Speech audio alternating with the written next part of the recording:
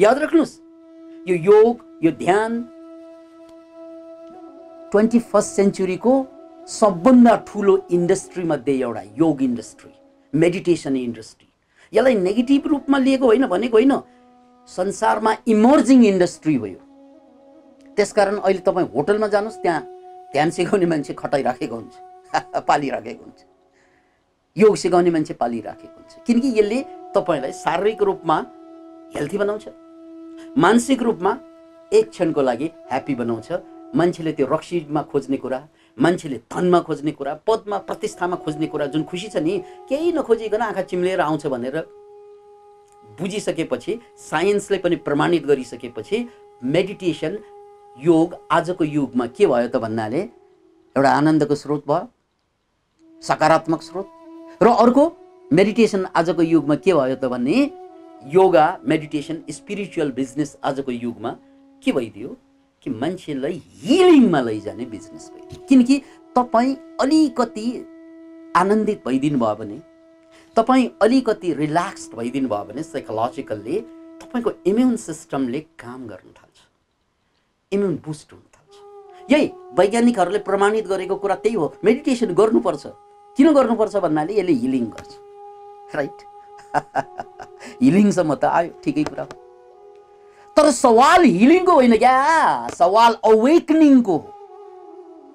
सवाल हिलिङ होइन। तपाईँले हिलिङ गर्यो भने तपाईँ अहिले पनि त्यो बिरामी घाँस खाने बाघ र तगडा घाँस खाने बाघमा के फरक हुन्छ? एकचोटि प्रश्न गर्नुहोस् त आफूलाई।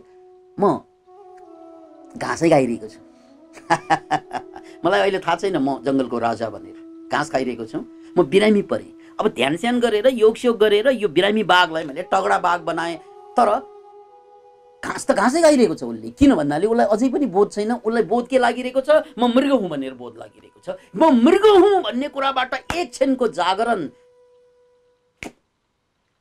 उसलाई सधैँको लागि बाघ बनाइदिन्छ। बस त्यस्तै हामीलाई पनि, हामी सबैलाई पनि म आत्मा हुँ, म ब्रह्म हुँ, म ईश्वर स्वरूप हुँ, म ज्ञान स्वरूप हुँ, म मुक्त स्वरूप हुँ, म बुद्ध स्वरूप हुँ। हुँ त त्यो पुग्ने त्यो ठाउँ हो क्या, जाग्ने ठाउँ त्यो हो। बस त्यहाँ पुग्नको लागि या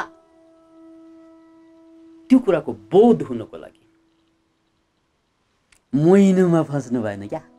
चाहे अब हामी धनको मोहमा, पत्नीको मोहमा, पतिको मोहमा, संसारको मोहमा, घरबार परिवार सबै कुराको मोहमा फस्दा फस्दै बिस्तारै हामी योग ध्यान या अध्यात्मको मोहमा फसिदिन्छौँ। याद राख्नुहोस् यो कुरा, अध्यात्म पनि मोह हो। याद राख्नुहोस् यो कुरा, अध्यात्म पनि मोह हो। याद राख्नुहोस् यो कुरा, अध्यात्म पनि मोहकै पार्ट हो। यो अलिकति मास्लो मोह। त्यसैले योग शास्त्रमा मुक्तिका कुरा बडो क्लियर साथ कसरी व्याख्या आएको छ भने, 7वटा चक्र जहाँ एनर्जी सेन्टर छन्, मूलाधारदेखि लिएर सहस्रार चक्र, यो 7वटा चक्रको बीचमा 3वटा बन्धन छन् जसलाई ग्रन्थि भनिन्छ। पहिलो ग्रन्थि जो मूलाधार चक्रमा छ त्यो खुल्दै खुल्दैन। त्यो ग्रन्थि नखुलेसम्म आध्यात्मिक यात्रा हुँदैन। जतिसुकै ध्यान गर त्यही मोहिनीमा फसेर फर्कन्छ। दोस्रो बन्धन हृदयमा छ, विष्णु ग्रन्थि हृदयमा, अनि आज्ञा चक्रमा रुद्र ग्रन्थि छ या शिव ग्रन्थि छ। यो 3वटा ग्रन्थिबाट पर गइसकेपछि अनि जागृति सुरु हुन्छ। के हो त सर यो ब्रह्म ग्रन्थि भनेको कसरी चिन्ने? यो विष्णु ग्रन्थि भनेको के हो त सर कसरी चिन्ने? यो रुद्र ग्रन्थि भनेको के हो त सर कसरी चिन्ने? सिम्पल छ। ब्रह्म ग्रन्थि भनेको मूलाधार चक्रमा रहेको जुन बन्धन हो त्यो फिजिकल एट्याचमेन्ट हो। यानी फिजिकल भनेको आँखाले देखिने कुराप्रतिको मोह। अधिकांश मान्छेको मोह कहाँ हुन्छ? आँखाले देखिने कुरा, पैसोको मोह, वस्तुको मोह, खानाको भोजनको मोह, लुगाको मोह, गहनाको मोह। यो जम्मै आँखाले देख्ने होइन, आँखाले देख्ने चिजप्रतिको एट्याचमेन्ट। त्यो पहिलो बन्धन हो। अध्यात्मको तपाईँ जिन्दगीभर ध्यान गर्नुहोस्, हिलिङ मात्रै हुन्छ, अवेकनिङ हुँदै हुँदैन, किनकि ग्रन्थि छुटेकै छैन। त्यसकारण पहिलो ग्रन्थि के हो? Physical attachment. यसलाई नोट गर्नु होला, फिजिकल एट्याचमेन्ट। आँखाले देखिने कुरा, घर, गहना, लुगा, कपडा, घर, धन, यसप्रतिको एट्याचमेन्ट। यो घर, गहना, घर, परिवार नहोस् भन्ने कुरा होइन, त्यसप्रतिको एट्याचमेन्ट नहोस् भन्ने कुरा हो। त्यो होस् नहोस् त्यससँग मतलब भएन, तर एट्याचमेन्ट इज द प्रब्लम। त्यही त मोहनी रूप हो। त्यसकारण पहिलो एट्याचमेन्ट कहाँ छ त भने फिजिकल कुराप्रति। हामी आफ्नो लागि सारा अरूको पनि भाग आफ्नो भागमा ल्याउन चाहन्छौँ नि, यो फिजिकल एट्याचमेन्ट हो। यति मोह छ, अरूको पनि भाग आफ्नो मोहमा। आफ्नो त सुखको अरूलाई दिन चाहँदैनौँ हामी। यानि सर्पले मणिलाई चाहिँ बेरेर बसेको हुन्छ नि, यसरी फ्वा आफूले पनि प्रयोग गर्दैन, अरू आयो भने ठ्वाङ ठ्वाङ गर्न थाल्छ। हामी पनि त्यस्तै छ, हाम्रो चारैतिर धेरै कुरा छन् हामीसँग, तर कसैले मेरो प्रयोग नगरोस्, सके अरूको लुटेर यहाँ भरौँ भन्ने भाव हुन्छ। आफ्नो चाहिँ कसैलाई पनि दिने, त्यसैलाई पापात्मा भनेको। पुण्यात्माले त आफू पनि खान्छ, अरूलाई पनि खुवाउँछ। लिभ एन्ड लेट लिभ, त्यही हो पुण्य भनेको। र त्यो पुण्य नभएसम्म फेरि यो बन्धन छोड्दै छोड्दैन। अब तपाईँले सोध्नु यो पुण्य भनेको के हो भन्नाले यो बन्धनलाई टोट्नु पुण्य हो, राइट? त्यो बन्धन चाहिँ टुट्नुपर्छ। त्यो बन्धन नटुटेसम्म तपाईँ माथि आउनै सक्दैन। त्यसलाई फिजिकल एट्याचमेन्टको बन्धन। त्यो कहाँ हुन्छ? मूलाधार चक्रमा। दोस्रो बन्धन हृदयमा हुन्छ। फेरि यो फिजिकल एट्याचमेन्ट भन्दा कडा हुन्छ। यो फिजिकल एट्याचमेन्ट भनेको त आँखाले देखेको कुरा प्रतिको मोह, त्यसमा फस्छ मान्छे, त्यो त सबैलाई थाहा छ। तर त्योभन्दा सूक्ष्म थोरैलाई मात्रै हुने मोह के त? Psychological attachment. त्यो के त भन्नाले मेरो धर्म संसारको सबभन्दा ठुलो धर्म, मेरो देश संसारको सबभन्दा ठुलो देश, मेरो जात सबभन्दा राम्रो जात, मेरो ठाउँ म जन्मेको ठाउँ सबभन्दा ठुलो। यो आँखाले नदेखिएको एट्याचमेन्ट हो। मेरो इतिहास, मेरो कल्चर, अरे यार म भन्ने नै चिनेको छैन, मेरो यति आइसक्यो, मेरो यति आइसक्यो। That is psychological attachment. मैले त्यसलाई देखेको छैन, तर एट्याचमेन्ट बडो छ मेरो। किन इमेजिन? त्यो फिजिकल एट्याचमेन्ट बरु छोड्न सकिन्छ। ला पैसा लैजा दानमा दिइदिउँ, ला घर गहना लैजा युज गर्नुहोस् भन्न सकिन्छ। तर साइकोलोजिकल एट्याचमेन्ट छ नि, हो त्यो फिजिकल भन्दा पनि त्याग्न गाह्रो। फिजिकल त फुट्ट फाले हुन्छ, साइकोलोजिकल एट्याचमेन्ट त यहाँ गढेको हुन्छ। यही गर्नुपर्ने, हाम्रो पुर्खाले यही सिकाएको हो, हाम्रो धर्मले यही गराएको हो। यार म भन्ने थाहा छैन मेरो कहाँबाट आयो। That's the psychological attachment. Can you imagine it? यो अझै कडा बन्धन, यो अर्को मोहिनी, यो भन्दा पनि ठुलो मोहिनी छ। त्यो मोहिनीको त यहाँनिर छ फेरि। त्यसलाई स्पिरिचुअल एट्याचमेन्ट भनिन्छ।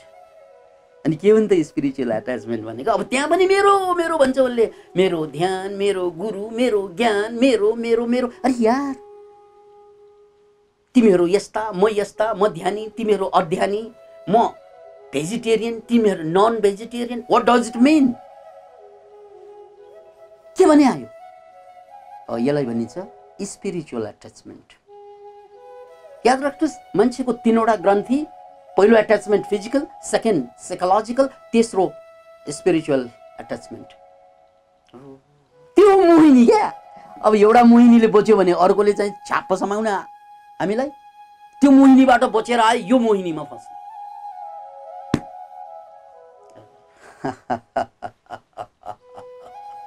अनि यो तीनवटा मोहिनीमा फसेसम्म हामी मुक्त हुनै सक्दैनौँ, उन्मुक्त हुनै सक्दैनौँ।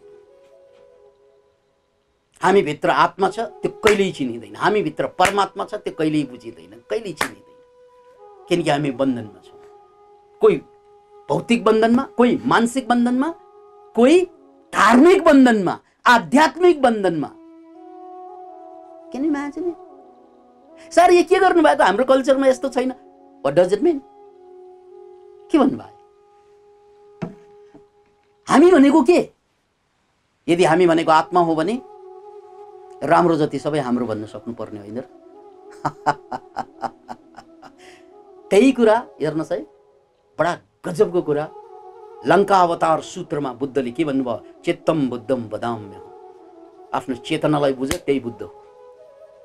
चित्तम बुद्धम वदाम्य।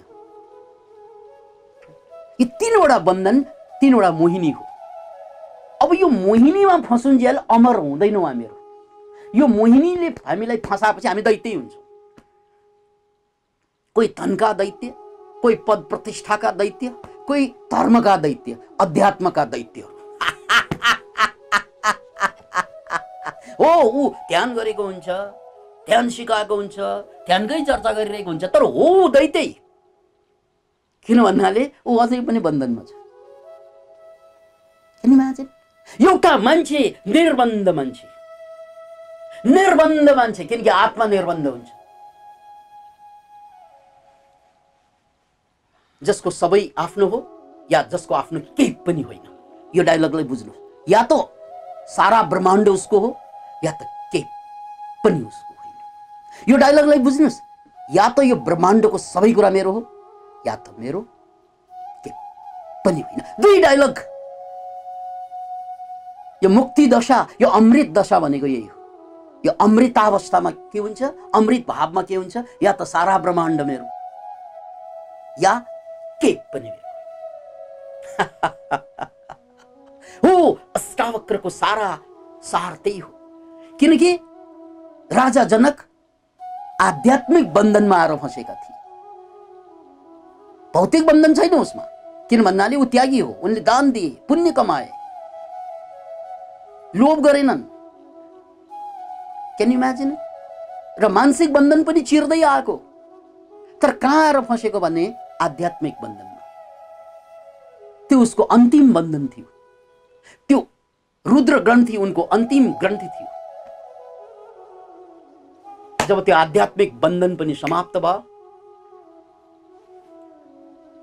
म के हुँ भन्नाले, म को हुँ भन्नाले, या त म सबै हुँ या त म केही होइन। That's it. म को हुँ, या त म सबै हुँ या त म कोही पनि। जसरी आकाशलाई सोध्नुस् त उसलाई त को होस् भनेर सोध्नुस् त उसले के भन्छ, या त म सबै हुँ या त म केही पनि होइन। त्यसकारण हामी के भन्छौँ, आकाशलाई शून्य भन्छौँ। शून्य भने के, केही पनि होइन। शून्य मतलब छैन भने होइन। तर सारा ब्रह्माण्ड त्यही शून्यले धारण गरेको होइन। ऊ आफैमा केही होइन, त्यसकारण त्यो शून्य हो। तर सारा ब्रह्माण्ड, ग्यालेक्सिज माथि ग्यालेक्सिज, यो सबै कुरालाई त्यही शून्यले धारण गर्छ। त्यसकारण आध्यात्मिक एनलाइटनमेन्ट, मुक्ति, या विभिन्न शब्दहरू छन्, त्यसप्रतिको मोहबाट पनि पर छ। म आकाश जस्तै हो, त्यही तत्त्वलाई अमृत तत्त्व भने। त कहिल्यै मर्दैनस् भनेको यो बुझिसकेपछि, जसरी आकाश मर्दैन, पृथ्वी ध्वस्त हुन्छ एक दिन, सूर्य ध्वस्त हुन्छ, ग्यालेक्सी समाप्त हुन्छ, तर आकाश कहिल्यै समाप्त हुँदैन। आकाश अमर छ। त्यस्तै हामी पनि अमर छौँ। अब त्यो कथामा आउनुस्। विष्णुले दैत्यहरूबाट अमृतलाई बचाउनको लागि मोहिनी रूप धारणा गरे। कोही भौतिक मोहमा, कोही मानसिक मोहमा, कोही धार्मिक मोहमा। अरे यार, कोही भौतिक मोहमा, कोहीले धन संग्रह गर्छ, कोहीले मानसिक कुराहरू संग्रह गर्छन्। हाम्रो जात, हाम्रो कल्चर, हाम्रो धर्म, हाम्रो हाम्रो हाम्रो हाम्रो कोहीले त्यो कलेक्सन गर्छन्, कोहीले हाम्रो ध्यान, हाम्रो ज्ञान, हाम्रो हाम्रो हाम्रो हाम्रो हाम्रो अध्यात्म, हाम्रो हाम्रो। व्हाट डज इट मीन? यो अहंकार होइन र? त्यही कुरा सन्त कबीरले के भने, माया महाठगिनी हम जानी। यो त माया हो, इल्युजन। एउटा ठाउँबाट जागे जस्तो हुन्छ। ओहो, भौतिक मोहबाट जागेर हामी मानसिक मोहमा फसेको हुन्छ, थाहा नै हुँदैन। याद राख्नुहोस्, मानसिक मोहमा फसेकै थाहा हुँदैन। मलाई धन चाहिँदैन, पद चाहिँदैन, केही पनि चाहिँदैन, मेरो जातलाई चाहिँ जोगाउनु पर्यो, मेरो वर्गलाई उठाउनु पर्यो, मेरो देशलाई उठाउनु पर्यो। हेर्नुहोस् त, ऊ भौतिक मोहबाट धन पद सबै फालेर शहीद भएर आउँछ उनीहरू, तर एउटा मोहमा जक्रेको हुन्छ, त्यो मानसिक मोहमा। अनि कति मान्छे यो पनि छोडेर आउँछ, जोगी बनिदिन्छन् सबै कुरा, तर फेरि त्यसैको बन्धन बनाएर बस्छ। एउटा रङ्गमा ढलेको हुन्छ, एउटा टिकामा ढलेको हुन्छ, एउटा पर्टिकुलर साधनामा ढलेको हुन्छ। एउटा पर्टिकुलर मान्छे जसको सेरोफेरो जिन्दगी गुजार्छ त्यसलाई गुरु भन्छ। Where is freedom? यार मोहिनी थरी थरीका। अनि जहाँ फसे पनि कुरा एउटै हो, धनमा फस्नु, मानसिकतामा फस्नु, या धार्मिकतामा फस्नु, या आध्यात्मिकमा फस्नु। फसेपछि म जड बन्छु। मुक्ति भनेको कतै पनि नहोस्। आकाशलाई सम्झनु, या त मेरो केही पनि होइन या त सबै मेरो। सक्यो। यही डायलग अष्टावक्रमा आउँछ। यो डायलग पछि अष्टावक्र गीतामा, या त सबै मेरो या त मेरो केही पनि होइन। बस यति बुझिसकेपछि अनि हामी एक क्षण पनि लाग्दैन, एक क्षण पनि। यति बुझेपछि जसरी त्यो बाघले घाँस खाएरै हुर्केको हो, मृगै लागेको हो, तर जब आफ्नो अनुहार देखिने म त बाघ पो रहेछु भन्नासाथ गर्जन सुरु भयो। गर्जन सुरु भयो। त्यो गर्जन पछि एक क्षणमा ऊ जङ्गलको राजा भयो। हजुरहरू पनि, हामी सबै अमर हौं, एनलाइटेन्ड हौं, मुक्त हौं।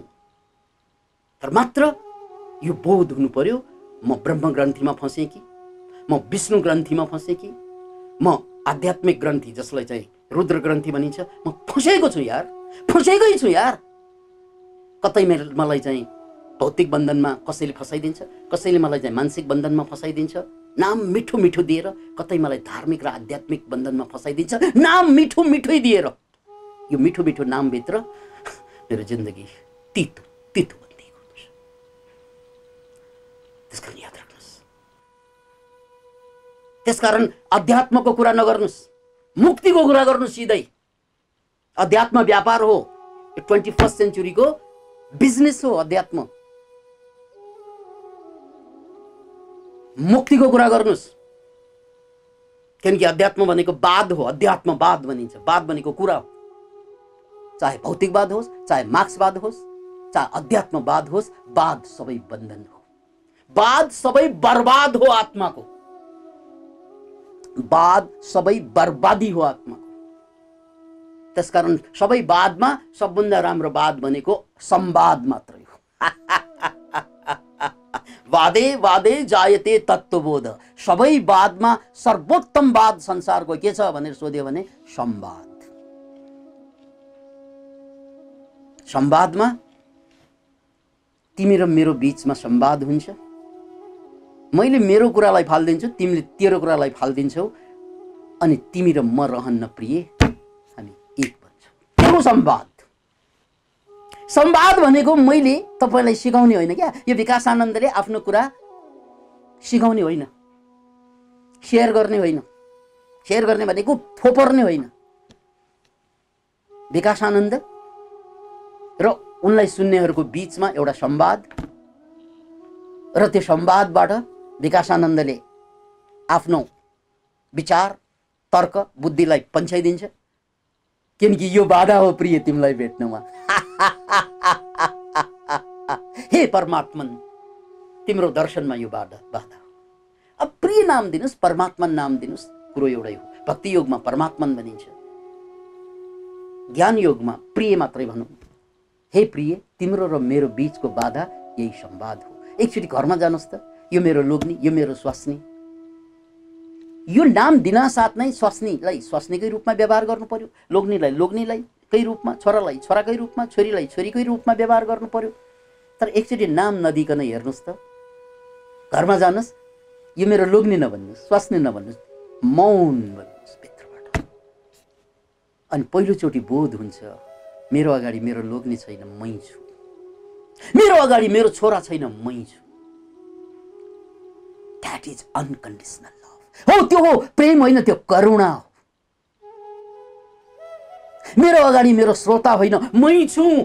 हे विकासानन्द, तेरो अगाडि तेरा श्रोता होइनन्, सबै तै होस्। अनि मलाई झुक्नलाई बडो सजिलो हुन्छ, किनकि आफ्नो लागि झुक्न बडो सजिलो हो, अर्कोको लागि झुक्नु बडो गाह्रो हुन्छ। हामी आफ्नो लागि त झुकिरहेकै हुन्छ नि जहिले पनि। आफ्नोलाई नै जे पनि गरिरहेका हुन्छौँ नि। यी जिब्रोलाई चाहिँ मिठो पार्नको लागि पोइजन पनि खाइदिन्छौँ। कति झुक्या होला। आफूलाई खुसी पार्न त हामी जे पनि गरिदिन्छौँ नि, सबै कुरा बन्धकमा राखिदिन्छौँ। हुँदा हुँदा आफ्नो आत्मा शुद्ध बन्धक राखेर त आफूलाई खुसी पारेर बस्यो होइन। आत्मालाई बन्धकमा राखेर अहिले हामीले यो नङ्गा नाच गरिरहेको होइन जीवन भनेर। त्यसकारण आफ्नो लागि झुक्न सजिलो हुन्छ। तर के बुझ्नु पर्यो, यो मेरो अगाडिको यी मेरा अगाडिका पात्रहरू, शरीर मेरा अगाडिका अलग अलग छन्, तर उसको र मेरो चेतना आत्मा एउटै हो। त्यसलाई विभाजन केले गर्छ? तँ र मको बीचको विभाजन के हो प्रिय? यो विभाजन के हो प्रिय? तँ र मेरो बीचको यो विभाजन के हो प्रिय भन्ने जुन विचार छ नि, त्यही हो विभाजन। म तिमीलाई हेर्छु, तिमी मलाई हेर, त्यसको बीचमा विचारका सबै पर्खाल पट्क्यौ। अब तँ कहाँ छस्, म कहाँ छु? द्याट इज मुक्ति, that is enlightenment, that is freedom.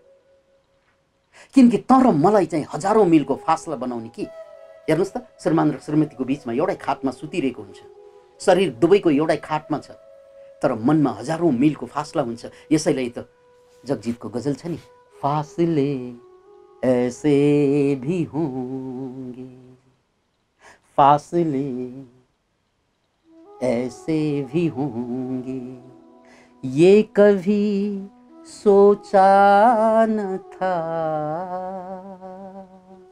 सामने बैठा था मेरे, सामने बैठा था मेरे, और वो मेरा न था, खाट में पलटा था मेरे, और वो मेरा न था। जिन्दगीको व्यथा यही होइन र? एउटै घरमा बस्छौँ हामीहरू परिवार, शरीर एकै ठाउँमा छ, मनमा हजारौं मिलको ग्याप छ, टाढा छ। Can you imagine it? यो हजारौं मिलको तर मेरो बीचमा हजारौं मिलको ग्याप कहाँबाट आयो? किनकि त्यहाँ हामी सोच्छौँ। यो पोजिटिभमा पनि त्यही समस्या छ, नेगेटिभमा पनि त्यही समस्या छ। तर मेरो बीचमा हजारौं मिलको फासला।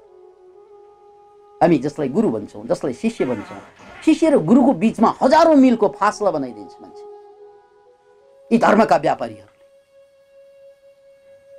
किनकि विचार रहेसम्म, वाद रहेसम्म त मिलौं मिल फासला हुन्छ। जोइपोइको बीचमा होस्, आमा छोराको बीचमा होस्, या गुरु र शिष्यको बीचमा होस्, शब्द नरहोस्, सबै शब्दको बन्धनबाट म मुक्त भएँ। म तिमीलाई आत्माबाट हेर्छु, विचारबाट हेर्दिन। म तिमीलाई मनबाट हेर्दिन, आत्माबाट हेर्छु। अब के हुन्छ?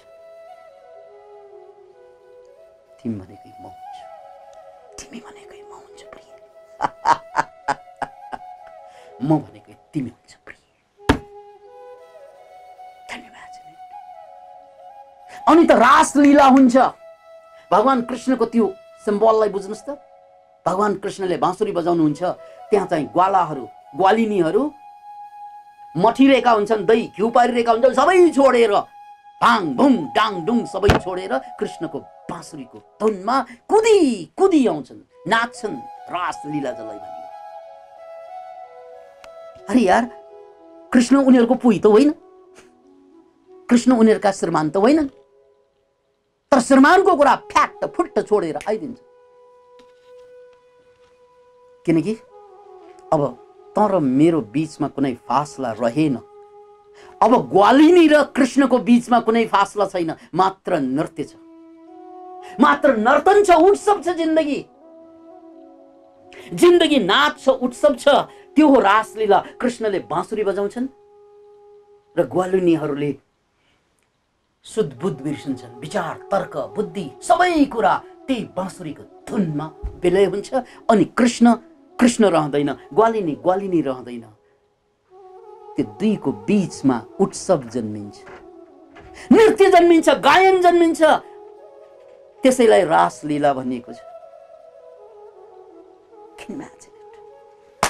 जुन दिनमा यार तपाईको छोरा र तपाईँको दाइ र तपाईँको भाइ र तपाईँको परिवार र त्यसको बीचमा कुनै शब्द रहँदैन, तपाईँको घर महल बन्छ मित्र। त्यहाँ अनि जिन्दगीभर खोजेको आनन्द, रास लीला त्यही सुरु हुन्छ। अहिले त लीला त कता गयो गयो, रास मात्रै हुँदैछ जिन्दगीभर। फासले ऐसे भी होंगे, एक कभी सोचा न था। अरे यार, हनीमुनको पिरियडदेखि आजसम्मको यात्रा हेर्नुहोस् त। हनीमुन त 1 महिनामा सक्यो। 1 महिनापछि न हनी बाँकी रह्यो, न मुन बाँकी रह्यो, खालि टोक्ने माउरी मात्रै बाँकी रह्यो, होइन र? हाम्रो जीवनमा भएको त्यही होइन र? अनि यो माउरीको सङ्ख्या बढ्दो छ। यानी जति जति बाँच्दै गयौँ हाम्रो प्रेमको रास हुँदै जाने, होइन र? अब छोराछोरीलाई ज्यान दिएर हुर्काउँछन् आमा बाबाले, हुर्किँदै गएपछि प्रेमको रास मात्रै त झेल्ने, होइन र? आमा त्यहाँ औषधि नपाएर पीडित भइरहेको हुन्छ, बाउ सहारा नपाएर ढलिरहेको हुन्छ, छोराछोरी कता उडिसकेको हुन्छ। यो रास होइन र प्रेमको? जिन्दगीभर प्रेमको रास मात्रै झेलेको होइन र हामीले? त्यसैले रास लीला भनेको के त? हेर्नु त, बडो सुन्दर, बडो कलर इन्द्रेणी छ त्यहाँ जीवनमा। के कृष्ण बाँसुरी बजाउँछन्। कृष्ण भनेको ग्वालिनीहरूको पोइ होइन, श्रीमान होइन। तर सबै कुरा बिर्सेर कुदेर आउँछन्। अनि याद राख्नुहोस्, यो कथा हो, यो सिम्बल हो, यो वास्तविक घटना भनेर नबुझ्नुहोस्। यसलाई सिम्बलको रूपमा लिनुहोस्। जब आत्मा प्रकट हुन्छ त्यो श्रीमान हो, यसरी बुझ्नुहुन्छ। एभ्री आत्मा भनेको हरेक मान्छे भित्रको आत्मा श्रीमान हो र हरेक मान्छेको शरीर श्रीमती बनिदिन्छ। त्यो बेला हाम्रो सबै शरीर नै श्रीमती बनिदिन्छ। त्यसकारण भक्ति योगमा परमात्मालाई, आत्मालाई पुरुष मानिन्छ। त्यसलाई नामै पुरुष छ। यो त महिला हो, चाहे चुरी लाउनुहोस् नलाउनुहोस्, चाहे डडी होस् या जुङ्गा होस्, महिला नै हो। यो फस्नु पर्ने, यो महिला कहाँ फस्नु पर्ने त भन्नाले आत्मासँग फस्नु पर्ने। कहाँ गोरु जस्ता श्रीमानसँग, गाई जस्ता श्रीमतीसँग, घाँससँग फसेपछि जिन्दगी रास हुन्छ। फस्ने त होइन क्या यार, रास लीला नभइकन रास मात्रै। त्यसकारण हामी फर्कनु पर्ने कहाँ त? आफैमा फर्कनु पर्ने। कुन मन्दिरमा जान्छौ यात्री, कुन मन्दिरमा जाने हो? त्यो त बिर्स्यौँ हामीले, होइन? मान्छे भित्र मन्दिर अपार छ भनेर हाम्रा देवकोटाले धेरै अगाडि हामीलाई चेताइदिएको छ। आफूभित्र छिर्नु पर्ने। अनि हेर्नुहोस् मजा, जिन्दगी रासलीला बन्छ। त्यसकारण यो शरीर चाहे पुरुषको होस् या महिलाको होस्, आत्मा मात्रै पुरुष हो। त्यसकारण आत्मालाई पुरुषै भनिन्छ। र यो शरीर त महिला हो। चाहे यो शरीरको स्वरूपमा, यो जेन्डरको हिसाबले यो महिला होस् या पुरुष होस्, यो चाहिँ महिला नै हो। यो महिला फस्नुपर्छ कृष्णको बाँसुरीमा। त्यो कृष्णको बाँसुरी भनेको जब म शान्त हुन्छु, ममा कुनै विचार, तर्क, गणित छैन, मात्र उत्सव छ, त्यो बेला यो शरीर, यो आत्मा एकाकार भइदिन्छ। त्यो बेला नृत्य सुरु हुन्छ, गायन सुरु हुन्छ, प्रेम सुरु हुन्छ, अनकन्डिसनल लभ। त्यसैलाई लीला भनिन्छ। अतः घाँस खाएर हुर्केका हामी सबै मित्रहरू, हे आत्मन, अब त आफूलाई चिन्ने कसरी सर? यो शब्दबाट बाहिर, यो शब्दबाट बाहिर। यो शब्द आउँछ, म स्वास्नी, म लोग्ने, यो गर्नुपर्ने, त्यो गर्नुपर्ने विचार आउँछ। त्यो विचार आउनासाथ त्यो विचारमाथि कथा नबनाउनुहोस्। 2 किसिमका विचार, एउटा भाले विचार, अर्को पोथी विचार भन्छु म यसलाई। Active thought, passive thought. Passive thought भनेको कस्तो? यसरी बस्दा बस्दै झट्ट विचार आयो, घरको विचार आयो, कामको विचार आयो, दिनुपर्ने लेनदेनको विचार आयो। ओ, यो प्यासिभ थट हो। यो विचार आउँछ जान्छ। एक्टिभ थट भनेको के? त्यो विचार आइसकेपछि ओहो, त्यो विचारमाथि कथा बुन्दै बस्नु।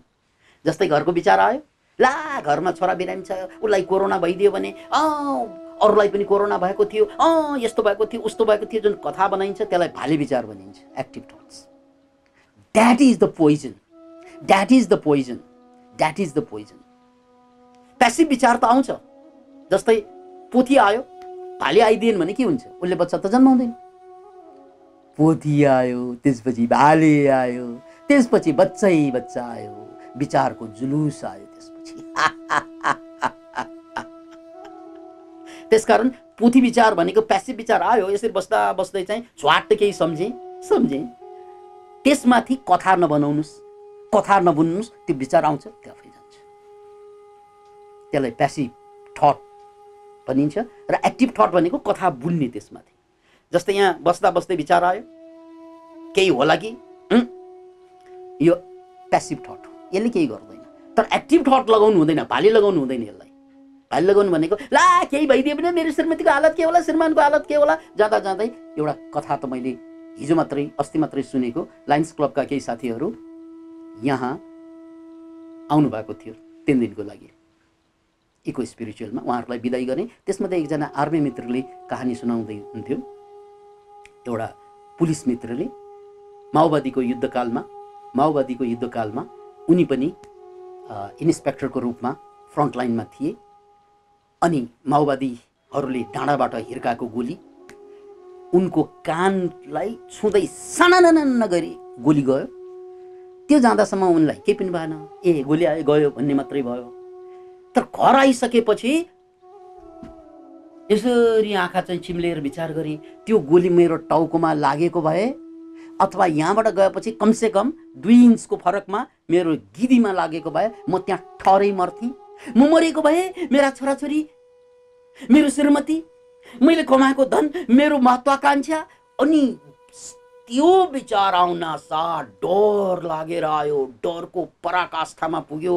त्यसपछि सुत्न सकेन। अनि उठ्दाखेरि पनि त्यही मात्रै झलझल, मलाई लागेको भए म त्यहाँ ठहरै मर्थेँ। मरेको भए मेरो श्रीमतीसँग भर्खर बिहे भएको बच्चा पनि चाहिँ भर्खरै चाहिँ पेटमा आएको, यिनीहरूको हालत के होला। डिप्रेसन।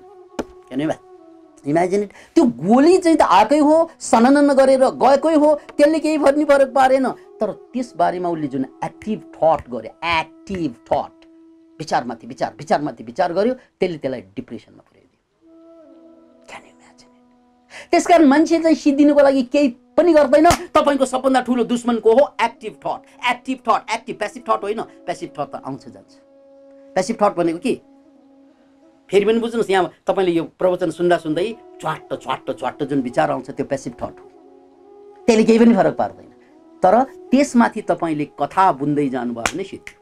जस्तै त्यो पुलिस डिप्रेसनमा, एउटा चाहिँ एकदम तगडा पुलिस, गोली कानमा छोएर जाँदा पनि, झन्डै सुन लाग्दा पनि केही पनि भएन, तर विचारले उसलाई चाहिँ डिप्रेसनमा पुर्याइदियो।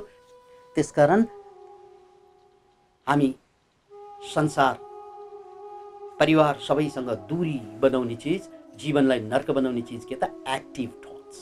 सो आजबाट, अहिलेबाट यसलाई चाहिँ चिन्तनमा लग्नुस्, यसलाई अभ्यासमा ल्याउनुस्। जब विचार आउँछ, अब हिँड्दै उठ्दै आजको दिनभरिमा कुनै विचार स्वाट आयो भने मुसुक हाँस्नु, यो विचार हो। पोजिटिभ हो भने एक्सनमा जानुहोस्। याद राख्नुहोस्, पोजिटिभ विचार पनि आउँछ। यसरी बस्दा बस्दै एउटा पोजिटिभ आइडिया आयो, लेखिहाल्नुहोस्। अल्बर्ट आइन्स्टाइन जहिले पनि जहाँ गए पनि एउटा डायरी लिएर हिँड्थे। अनि आइडिया आयो कि लेखिहाल्थे। इभन उनको प्रेसीसँग हिँडिरहँदाखेरि पनि आइडिया आउँछ, लेखिहाल्छन्। आइडिया आउँछ किनकि त्यो पोजिटिभलाई त लेख्ने नै हो। अनि नेगेटिभ आउँदा पोजिटिभलाई लेख्ने अनि एक्सनमा जाने। पोजिटिभ विचार आयो, लेख्ने, एक्सनमा जाने। याद राख्नुहोस्, आजबाट एउटा डायरी पनि चाहिँ, सानो डायरी चाहिँ गोजीमा राख्नुहोस् या मोबाइलमा नोट गर्नुहोस्, या भनेर गजबको आइडिया आयो, म गर्छु यसलाई, बस टाइम दियो, त्यो गरिहाल्नुहोस्। पोजिटिभ विचार आयो, पोजिटिभ एक्सनमा गइहाल्नुहोस्। र नेगेटिभ विचार आउँछ, डोन्ट थिङ्क, ड्रप इट। याद राख्नुहोस्। कसैले हातमा चाहिँ तपाईँलाई माछा हालिदियो भने त गोजीमा हाल्न मिल्यो, सर्प हालिदियो भने गोजीमा हाल्यो भने ज्यान जान्छ।